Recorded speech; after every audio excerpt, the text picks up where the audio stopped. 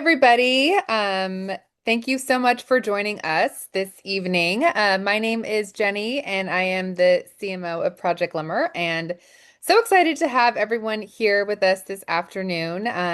This is one of our favorite brand partners, The RealReal, and one of our most exciting Empower Hours that we have to talk about really fun topics. We're going to talk about fashion, we're talking about marketing, shopping, e-commerce, and all of the exciting careers that go within a company like this. I wanted to hand it over to our amazing moderator, Devin. You may recognize her if you were on our last few Empower Hours with the Real Real, but um, we're going to hand it over to Devin. Thank you so much. Thank you, Jenny. Yes, hello. Hi, everyone. Welcome. So excited. This is our third Empower Hour with Project Glimmer, which is kind of crazy to think about that.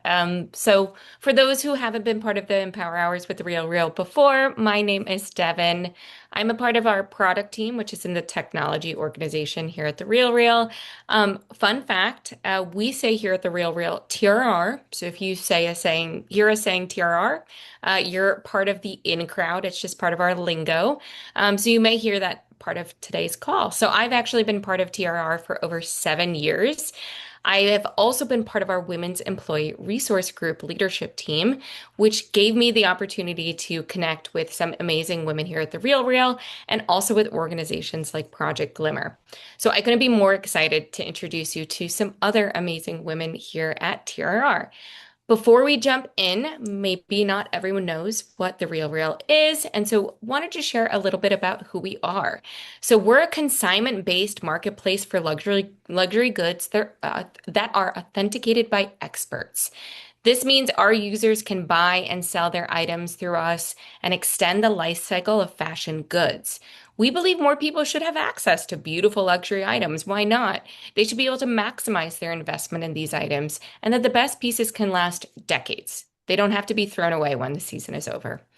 We were started about 15 years ago, which is also crazy to think. We were started in a scrappy dining room table startup with two women who are our co-founders. Over the years, we've been built into a really large business that's become the largest authenticated luxury retailer, and we're publicly traded on the stock market, and we have over 40 million global users. That is a lot of global users.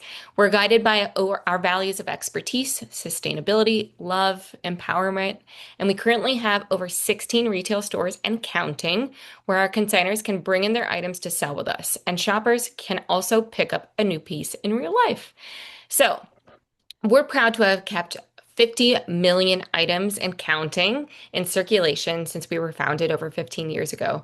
This reduces textile waste, it minimizes water, energy use, avoids greenhouse gas emissions, and it offers an alternative to fast fashion that still allows for expression and experimentation, finding your own style. We've paid over our consigners over $6 billion in earnings, and we've sold over 50 million items on our site and real life in stores. So none of this could happen without our amazing customers, consigners, and the real stars who we have today, the people who work at TRR. I'm excited to introduce you to this group. Before we get into introducing some of these individuals, we want to just have you listen to a quick video just to learn a little bit more about TRR.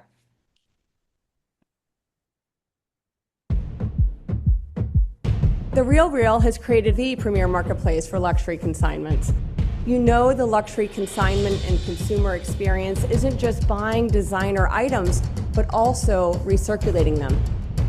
As Julie has stated, the future of fashion is circular.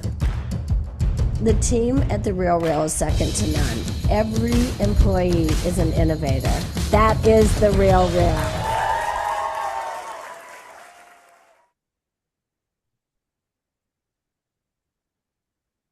Awesome. That's a little glimpse into what we get to do today. It's so fun to see some of our coworkers and past coworkers in that video.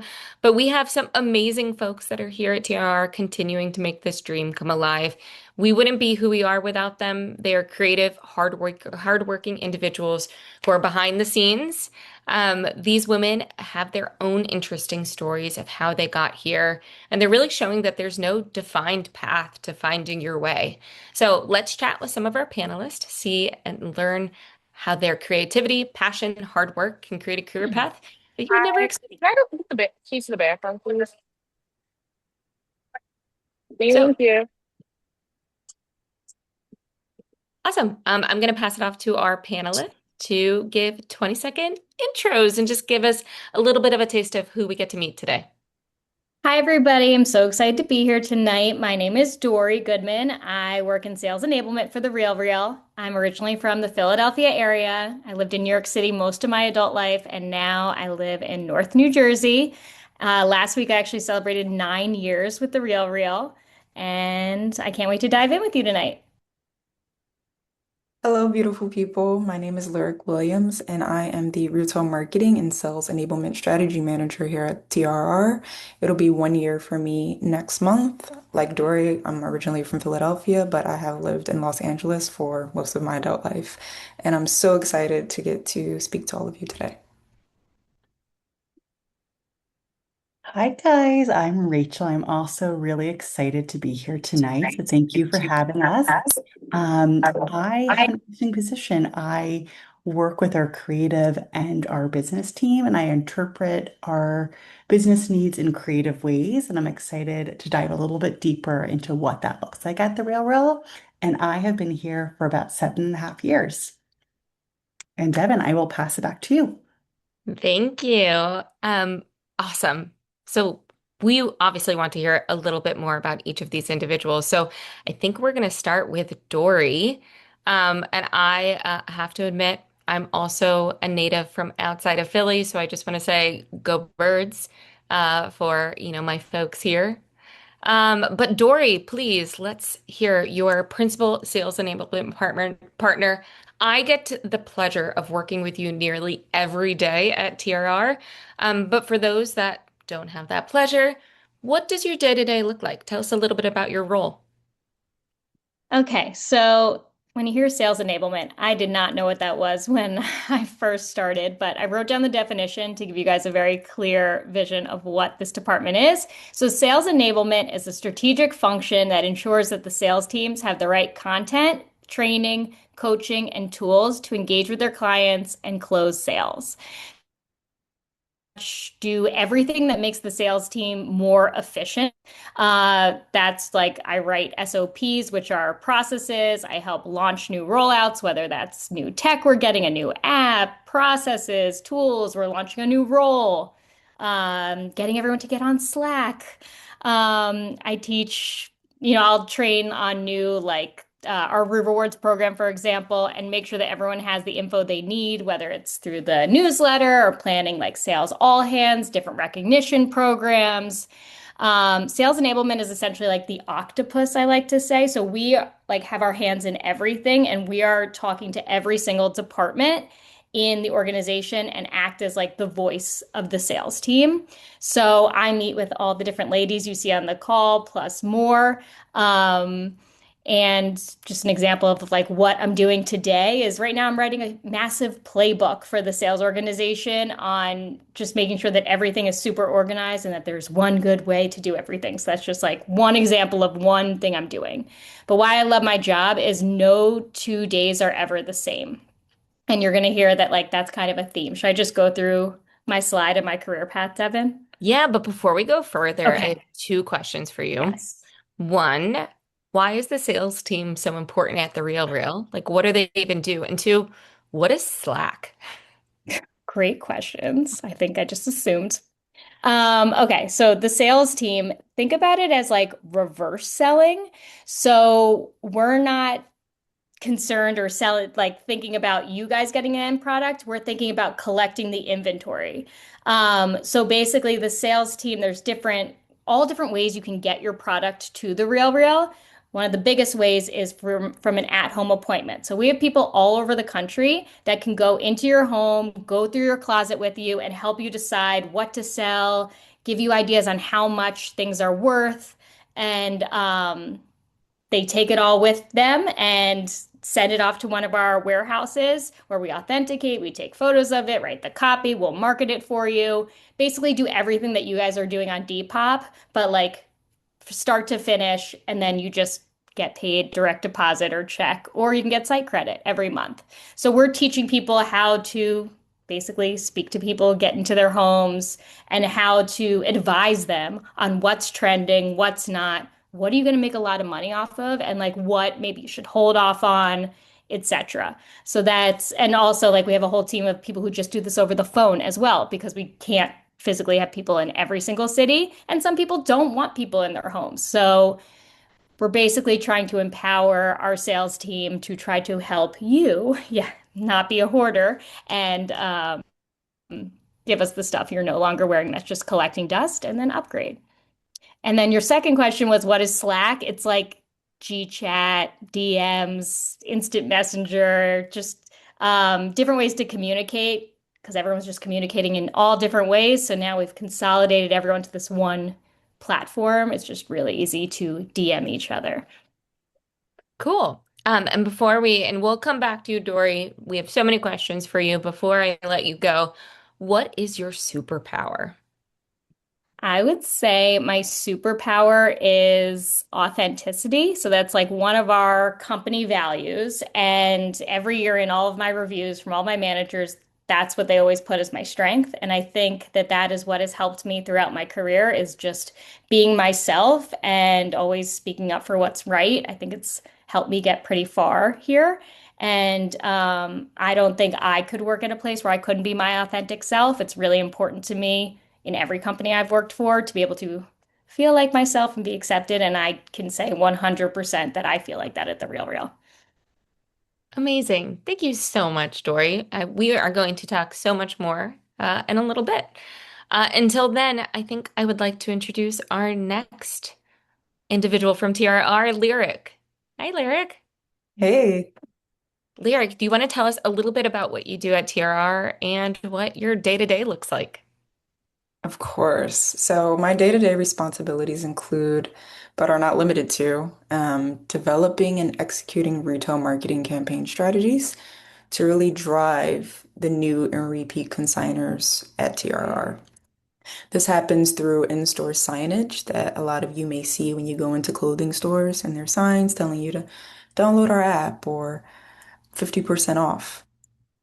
I'm the person behind a lot of that, along with Rachel, who helps me on the retail side of the business to kind of bring that creative vision to life, and to ensure that our customers are getting the information that they need about the brand on a daily basis. So it's always very exciting. And I also organize a lot of the exclusive events for our VIP consigners. At these events that we have all around the country, we invite consigners to come out. They bring us their pieces, some ranging in the tens of thousands of dollars. They give them to us and then we resell them on our platform.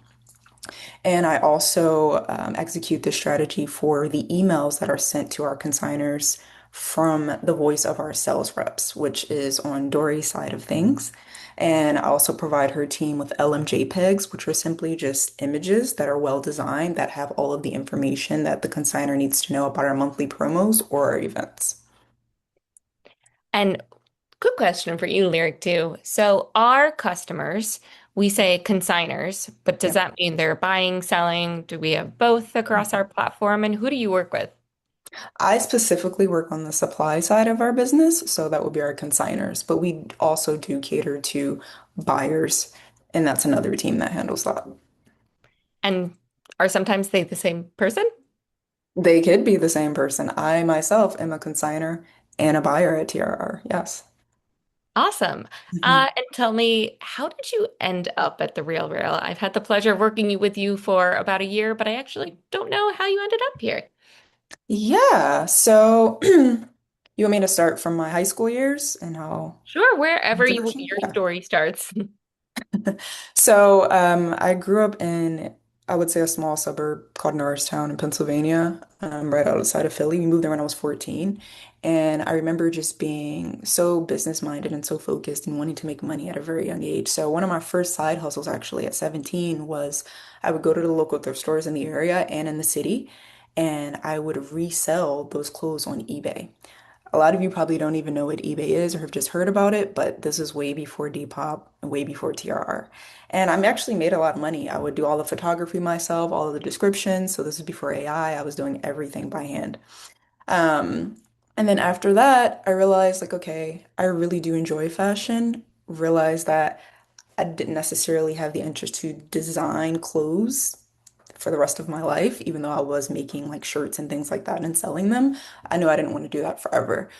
So I ended up going to school in Brooklyn for the business and technology of fashion. And while I was a freshman, I got an internship at a fashion PR company. And then I also worked at retail stores while I was in school. So I worked for American Apparel for a bit, and Nordstrom as well was like a summer job.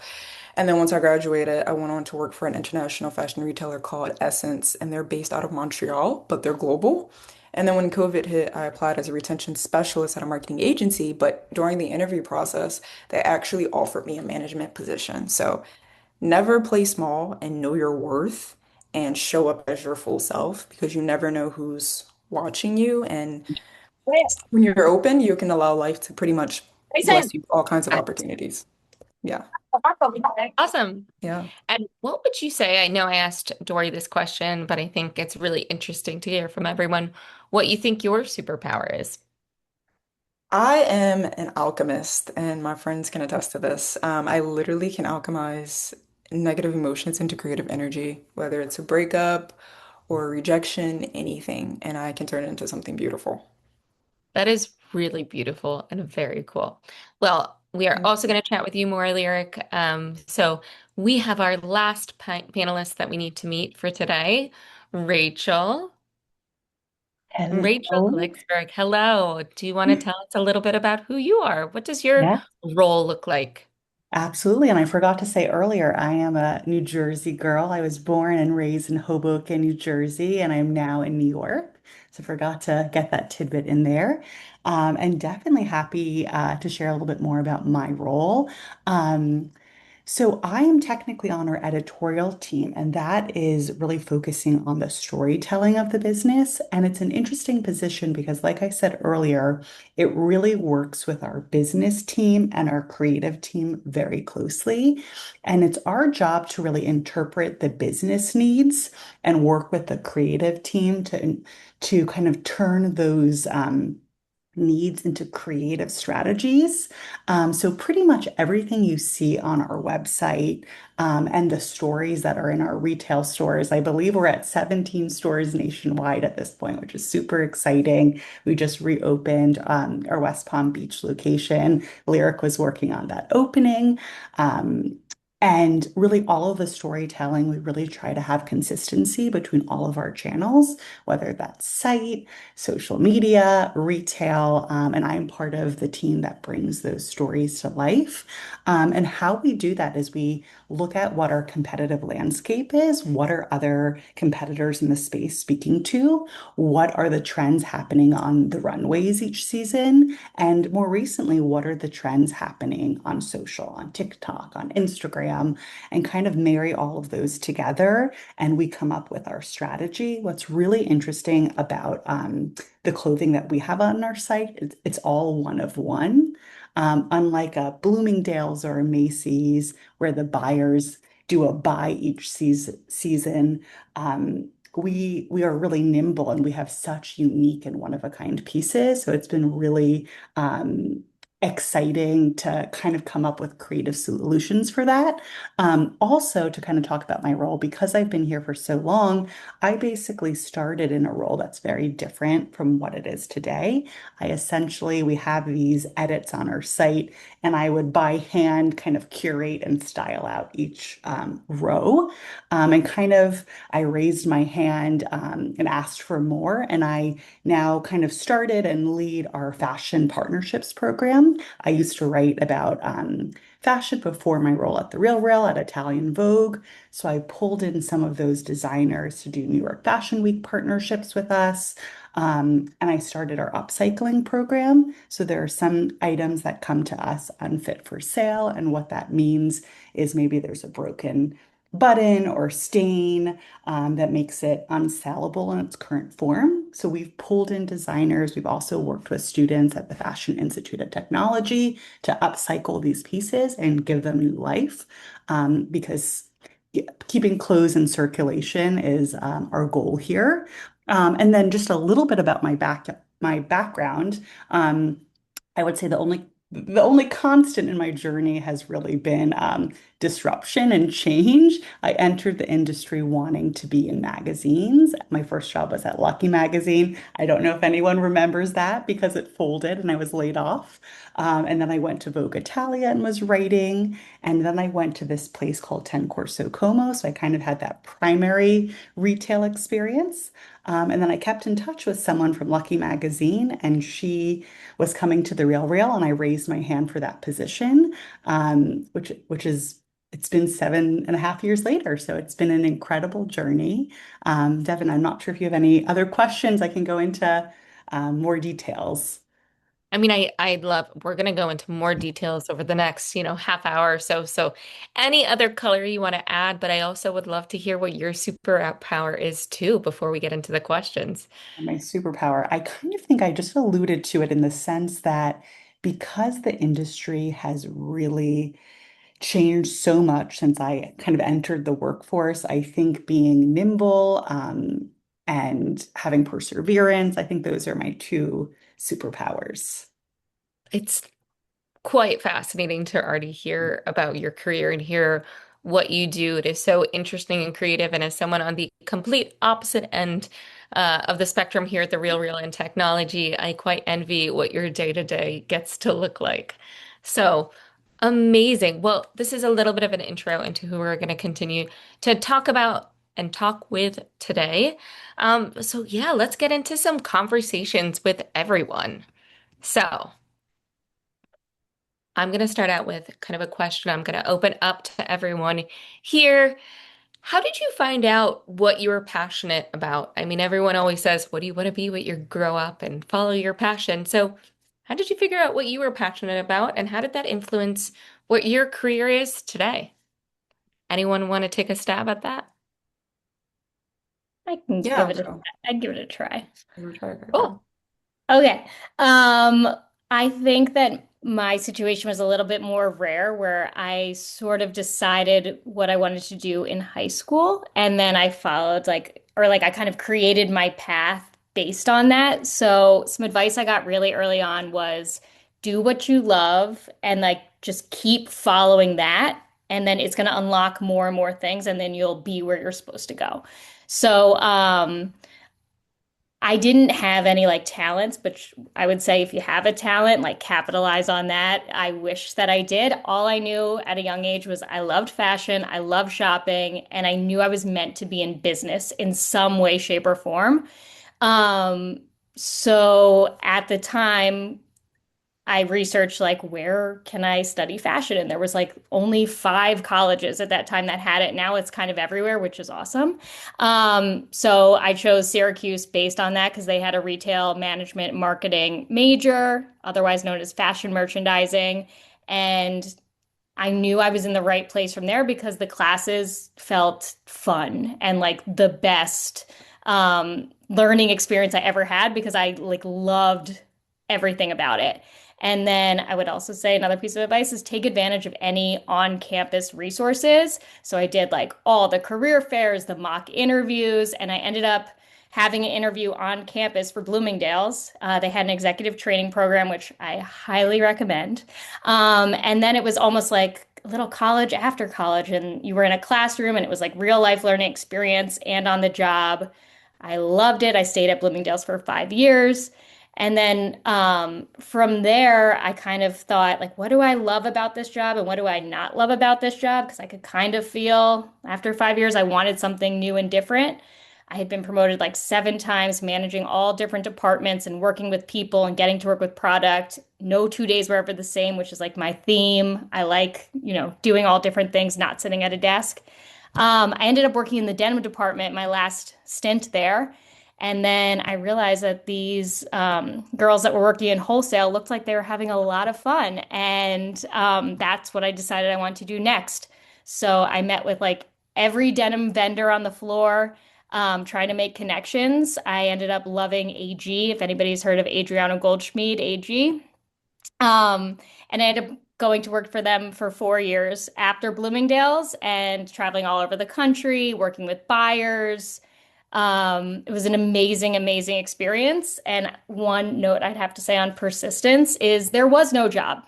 I met with them, I went to their showroom and just felt this vibe, like I knew I had to work there. And I emailed them every month for about a year until something opened. And then they were like, oh, this girl, like it was the first name on their mind. So that was how I got in there. So you just never know, is basically my words of wisdom to you. Yes, persistence wins. And then after 4 years there, things were kind of winding down at that showroom, but I wasn't really looking because I wasn't unhappy.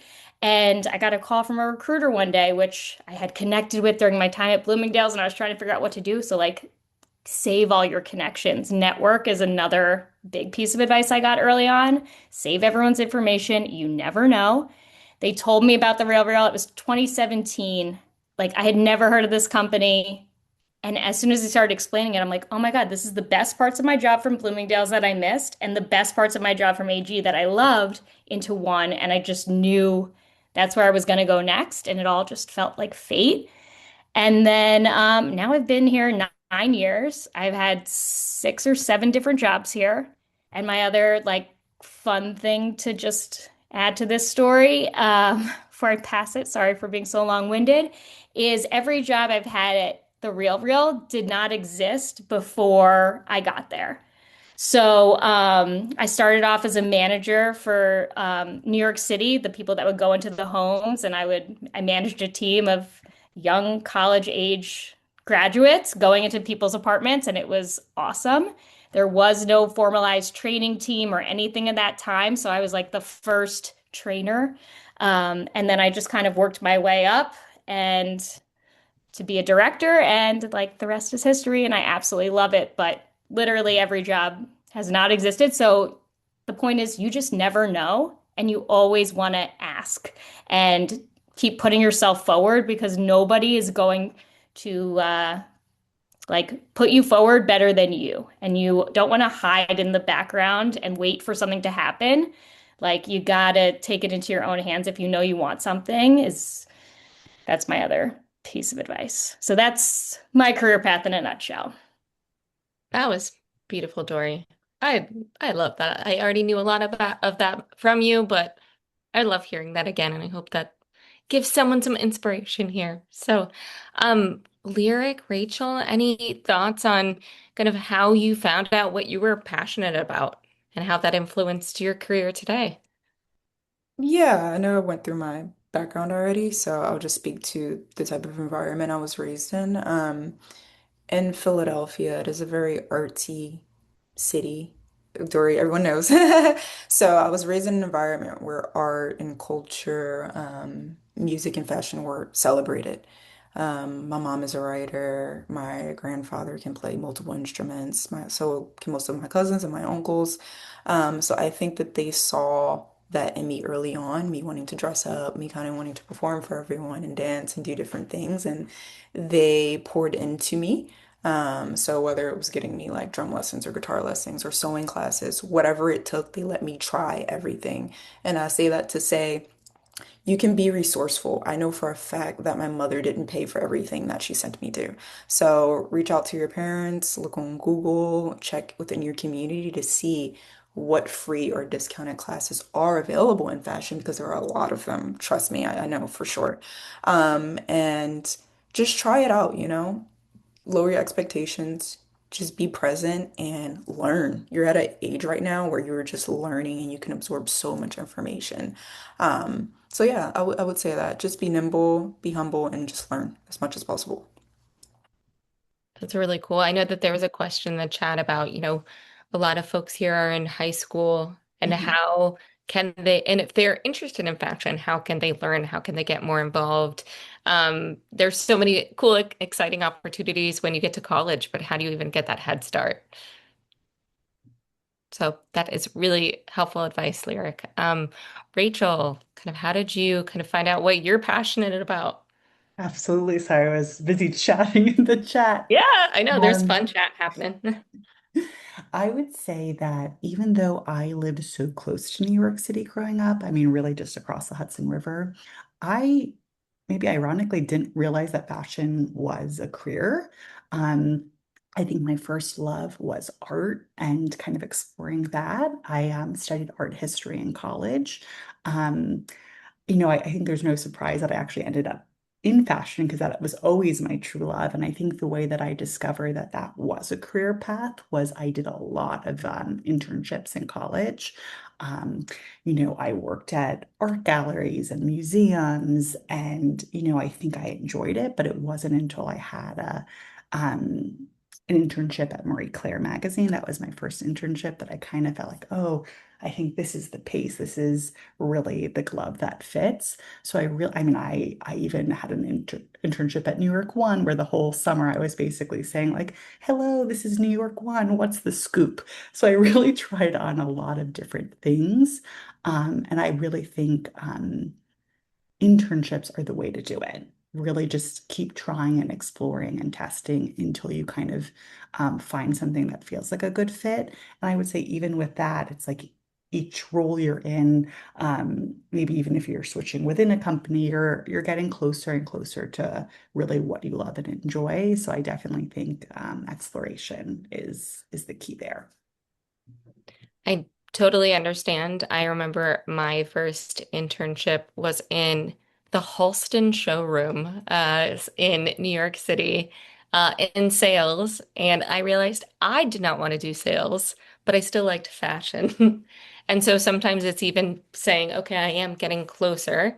Maybe it's not this job, but maybe there are these other jobs that interest me and kind of keep trying to find the shoe that fits. So very helpful advice all around. But what is maybe a piece of advice you received early on that has impacted you even today? Dory, I'll start with you. So much. And I know I just gave you guys a bunch. Another one that comes to my head is seek out mentorship. So I think mentors are super underrated. It was one of the first things that when we got to Bloomingdale's, they assigned us with someone. I was like, oh, what is this? But it completely changed my life. And every mentor after that has also changed my life. So what do I mean when I say mentor? I just mean somebody who's older than you, further in their career, that's willing to like give you advice, even just someone to go to lunch with once a month or go to coffee every once in a while that you can pick their brain and then just ask like what should I do in this situation because they've probably gone through it and some of the best advice I've ever gotten in my career is from people who kind of like took me under their wing and you can be bold and just ask somebody to be your mentor like wow I love your career path like I want to be you when I grow up, or I want to emulate something that you appreciate about them. Um, I would say that that's a great place to start. Even now, like you could, there's somebody at a college you want to go to, reach out to them. That's like a sort of a mentor in a way. Yeah. Rachel with Lyric, any advice? Yeah, I would just add on to that. I think the mentorship route is amazing. I feel like when I was starting in the industry, I really did not know anyone. I didn't have family members or truly anyone. That's, I think, why I didn't even realize it was an industry to really begin with. So I was doing a lot of cold emails and reaching out to people. And what I would say is, I think I really wanted a mentor, and it sometimes takes time to find the perfect fit. And I think someone who's a mentor for me now is my manager, Noelle. And I actually met her originally at Lucky Magazine. And I just kind of, I think mentorship, there's like an organic part to it too. I feel like I just gravitated towards her then and made an effort to stay in touch with her. And I think I would email her like twice a year and ask her for coffee. And I would say, I want to treat you to coffee and let me know where you are. I'm going to come to you. I think those like little bits always go far. And then, I think it was really just an organic kind of connection. And little did I know she would end up at the Real Real and start hiring for her role for her team. And I kind of raised my hand. So I think a mentor is definitely a really incredible way to go about this. And I think sometimes it can kind of just be organic about how it happens and who you connect with. But I think those coffee dates are really a great way to start. Yeah. Oh, since we're on the topic of mentorship, I also think, well, what I was told was, you will only go as far as the people who are in your immediate circle. So I would definitely say be mindful of like the people who you're friends with, the content that you're consuming, whether it be on social media or influencers that you're following, and make sure you're following people who are interested in the same things that you're interested in and who maybe are living the lives that you one day want to live. I think it's very important to feed those images to your mind on a daily basis, to help you manifest the life that you truly want in fashion. So, yeah, that's all I have about that. Speaking of content, Lyric, what were you reading when you were younger that maybe it made an impact on you, you could recommend to others that were the same age when you read it? Yeah, a good one is The Alchemist by Paulo Coelho. A lot of you may have already read that book, but reading at a young age really taught me to listen to my intuition, to my heart. And it taught me about the power of love and the power of relationships is really important. And I think in our industry, relationships really are everything. So you always want to leave a good impression. And even my mentor always says, you're always giving people a chance to think about you. And you always want people to have positive and loving thoughts when they think about you or when they speak to other people about you. So just be mindful of that when you're interacting with individuals. Um, yeah, that's pretty much what I have to say. I would definitely recommend that book. And again, who you spend most of your time with will definitely determine the course of your life. Yeah, you might want to put that in the chat. Oh, I know that Dory put the title. Maybe you can add the author so other people can check that out, Lyric. Dory, Rachel, anything that you were reading, consuming that really impacted your start in your career? I feel like I could maybe, and I know this is a question later for me, but I think less about what impacted, but maybe about some things that I'm listening to and reading now that I Yeah. really find really helpful. I think whatever industry you're going into, kind of really reading or keeping up with the thought leaders in this space to kind of just understand the industry you're about to embark on. I'll put their names in here, but I think Business of Fashion is a really incredible resource to read. I think Lauren Sherman, under this newer platform called Puck, she's an incredible fashion journalist. I think Vanessa Friedman at the New York Times. Um, I think there's some amazing podcasts. There's one called Fashion and Founders, and I'll put it all in here, that really is geared to people entering the industry and having interviews with different founders and people in the space. I think that is really helpful. And I actually wish I had some of those resources. And hey, maybe some of them didn't really exist when I entered. Is just really helpful to understand the space. For example, if you're interested in media, the newest thing is, I mean, it's not super new, but Substack is really, really huge and getting into Substack writers. So I think podcasts and reading is just a great resource that you have at your fingertips. And I'll add those names in the chat. Amazing. One thing that I mean, I know I'm not on the panel today, but one thing I'd plug because I went to fashion school as well. I went to Parsons for my master's, and one thing being in New York City is there are a lot of museums. A lot of them are free museums in New York City that have a lot of fashion history and fashion focus. So if you're in New York City, you love fashion. The Museum of City of New York, you have the Met, you have FIT, which fun fact was free when I was in grad school, and that was always a wonderful opportunity to see and learn fashion in person. So just plugging that out there. Dory, any other thoughts before we move on? What were you maybe kind of reading or things that you read and consume today that impact your career? I'll say I feel like most of the things I consumed back then do not exist anymore. Um, but I always like, I was seeing somebody in the chat also like loves to predict trends, and I would just, watch all the runway shows, try to figure out what the themes were. And I just basically, it's like, oh, I do have one good book to recommend. Radical Honesty Um, that's a great book just for honestly, like anybody who's going to go into management and work with other people. It is like a life-changing book. I've read it a couple times just on how to be your authentic self with, but also being professional because there's obviously a way to communicate feedback professionally versus not. So I would recommend that. And honestly, like TikTok has a lot of really great advice. And if you just like watch the videos you like, obviously you all know about the algorithm better than me.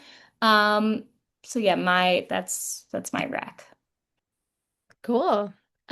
Switching gears a little bit. I know this might have covered up upon some of this, but I feel like you have some wonderful thoughts. We'll start with you, Lyric. How and where do you pull inspiration from?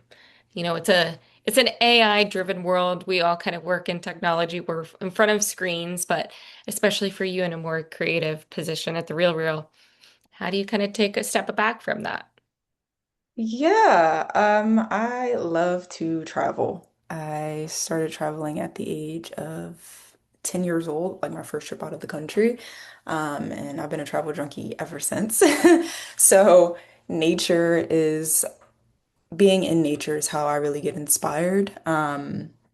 Example, last week I was in Costa Rica and I did a hike through a rainforest for the first time in my life.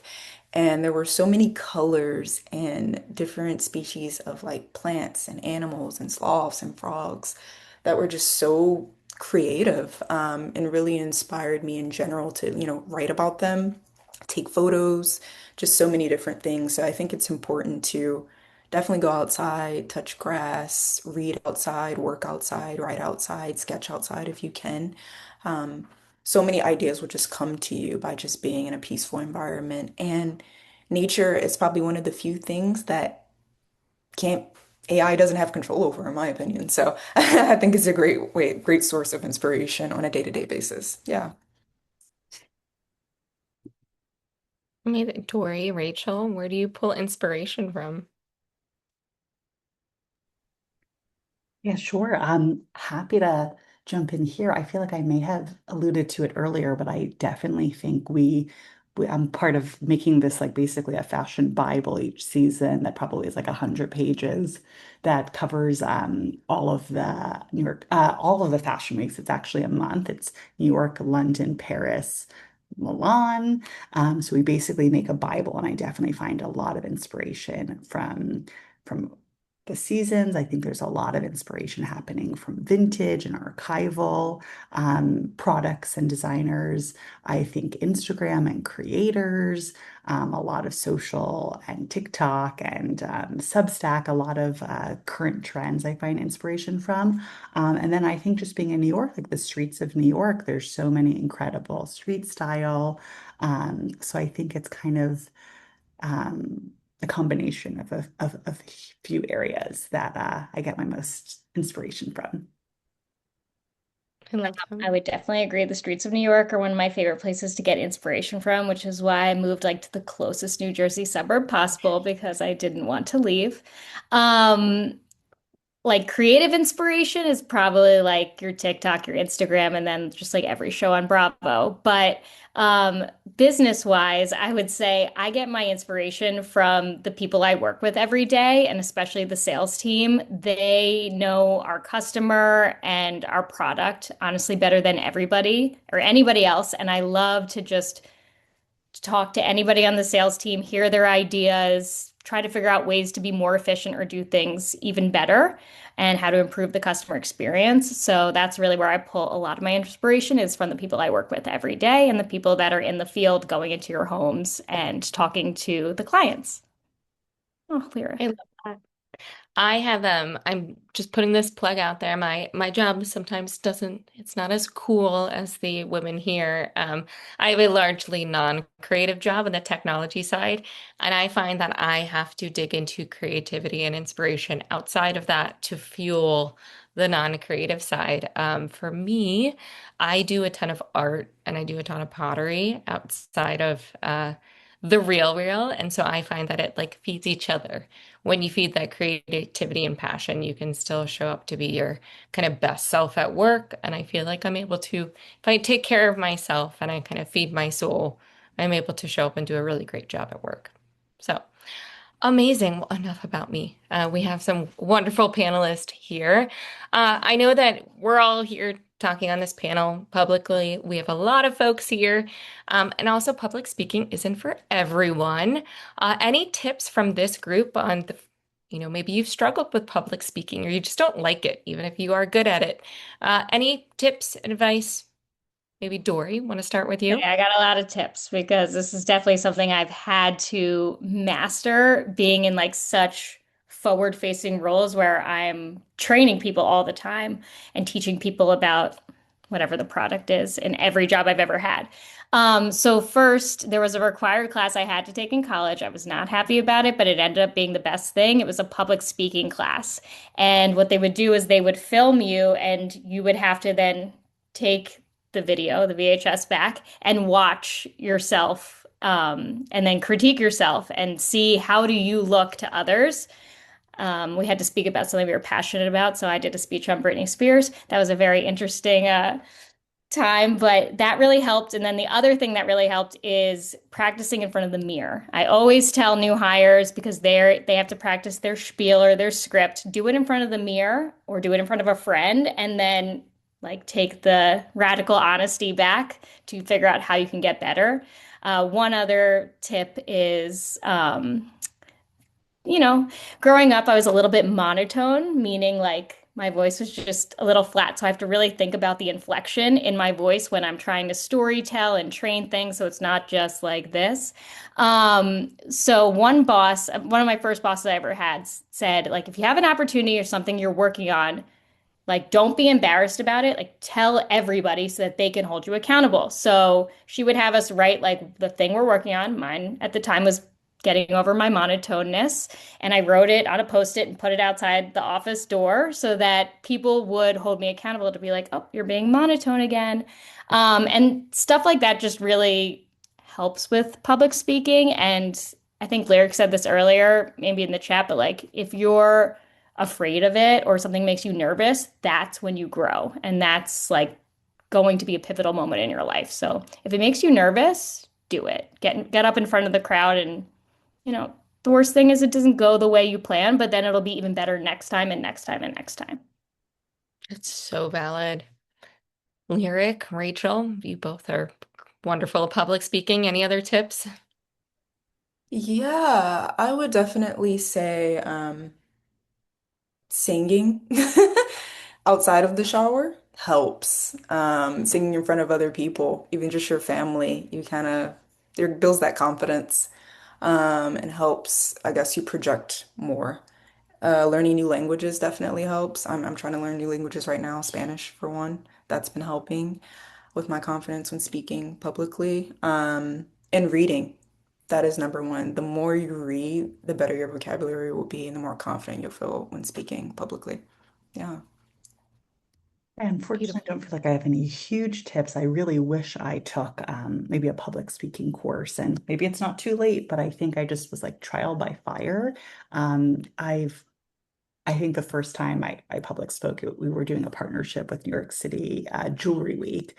And I just felt like I was going to throw up before, like it just is. And I had a supportive friend and a coworker in the audience. And I really just think we've been talking about it in the chat, but practice, practice, practice. By the end of that panel, I felt so much better. I was like, oh, I could do this again. And each time I've done it, I feel better. And also, I think people have told me before, no one's expecting perfection or wanting you to fail. Everyone's there, um, to be supportive and just wanting to learn something. So I think just keeping in mind that, there's positivity around. So practice and, perfection is not the answer. So yeah, practice, practice, practice. Yep. There is a really great question in the chat that I want to put in front of everyone too. Do you have any advice on breaking into fashion as a recent grad who majored in something other than fashion or business? Yes, I feel like I have a lot of friends and previous coworkers that had totally different experiences that ended up succeeding and doing really well in the fashion world. So I would say focus on those transferable skills. Every job, every experience you have, even like babysitting, being a camp counselor, that's what I did when I was in high school. You can take all the different things that you learn from there, how to speak to people, how to motivate a group, like whatever it is, and you can apply it. And then you just have to get your foot in the door and you look at a job description and you're like, well, what experience do I have in a different realm? And you want to tell your story. Like, I've been able to do XYZ. I would be able to do that in fashion. Yes, it was a different industry, but it totally applies this way. So it's all about how you tell your story and Google transferable skills. I bet you have so many you haven't even like realized that you've gotten from whatever experience it might be. Even playing a sport. Think about Hmm. those transferable skills that you have working on a team. That's huge. Maybe you were a captain, a leader, or whatever pivotal role you had. Maybe you motivated somebody who was really struggling. Like all of those things can apply. Um, and then if you're passionate about it, people want to work with people that are passionate about something. So Yeah, show that and be you. And that would be my advice. very, very helpful. As a side note too, my undergraduate degree was sociology anthropology with a minor in peace and conflict studies, not fashion. So just putting it out there, it's possible. And I'll Rachel, just, Lyric, yeah, any insight? yeah, I'll add on to that. I think in terms of breaking in, it is tough to do it, but it's absolutely not impossible. And kind of talking a little bit more about what Dory inspired me there is I got my first job at Lucky Magazine from a cold outreach. I got my role at Italian Vogue from a cold outreach. I read a New York Times profile on the editor and cold outreach to her. And at that point, she basically responded and said, "Can you write?" And I had only done college writing, but I was like, of course I can write. So I think, you know, sharing your passion and your story, I think cold outreach, and also making sure that the people that you're outreaching to, you kind of understand a little bit about their background, or it's not just like a blanket email that you're sending to everyone, personalize it a bit because I think that goes a long way. But that happened to be the way that I kind of got my foot in the door was that cold outreach role. And I really think there's something to be said about that and worth taking a chance with that because you never know. So I think in addition to applying the traditional way, there are some untraditional ways to kind of get your foot in the door.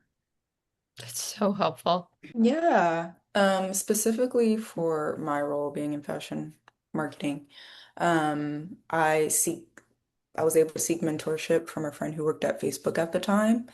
And he kind of went through the resume with me and he went through like practice interviews for like a month. And he was just so brilliant. By the end of that month, I had gotten my first offer. So definitely lean on people around you who are very intelligent or who have jobs at companies that may not even be fashion. It could be anything. They're just successful or in corporate. Reach out to them. They probably could have some advice for you on how to break through and help you with your resume and your LinkedIn profile and all the other things that you need in order to land a job. It's so helpful. Yeah. I'm not going to be applying for a job and leaving the real real anytime soon, but you guys are inspiring me. Before we have a few minutes left, I want to do a quick lightning round with my panelist here before we have to say goodbye and good night. But I want to do a quick round. So let's start with what is your favorite item that you bought on the Real Real? Who wants to start? I can start because I'm wearing it. I got a little gold paperclip bracelet that I love, that I paid way less than I would have if I would have bought it on the primary market. Amazing. Yeah, Lear. for me, I bought them 2 months ago for my trip to Miami. They're these knee-high Louis Vuitton sneakers. They're so cute, and I wear them with like shorts and like an oversized shirt. And literally everywhere I go, men and women are like, "Your boots are so cool." But yeah, I love them. They're monogram print too. Oh, that's really, really, really cool.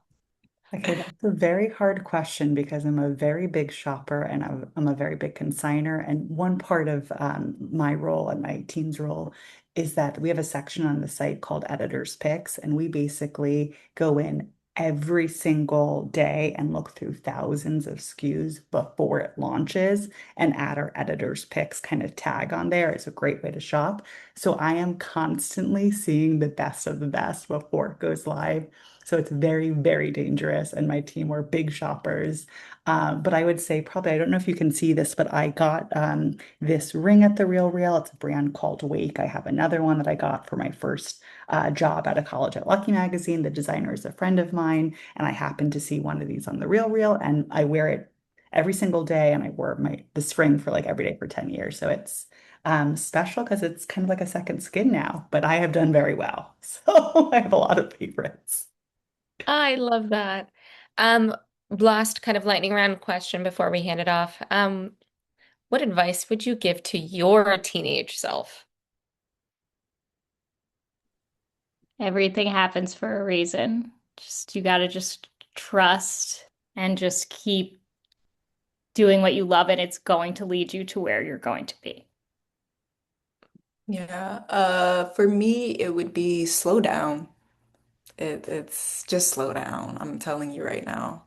I just turned 30 and life has gotten much better. So just slow down. You have time. I need that You have advice too much now. time.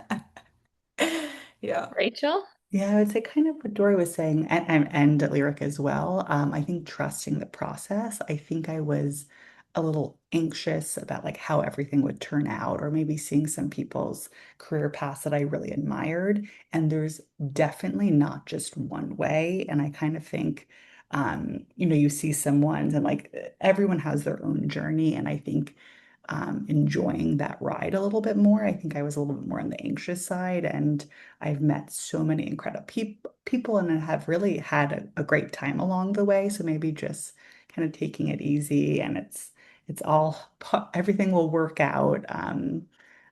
So that's something that I still tell myself today. And I think someone else told me, a family friend, that what is it?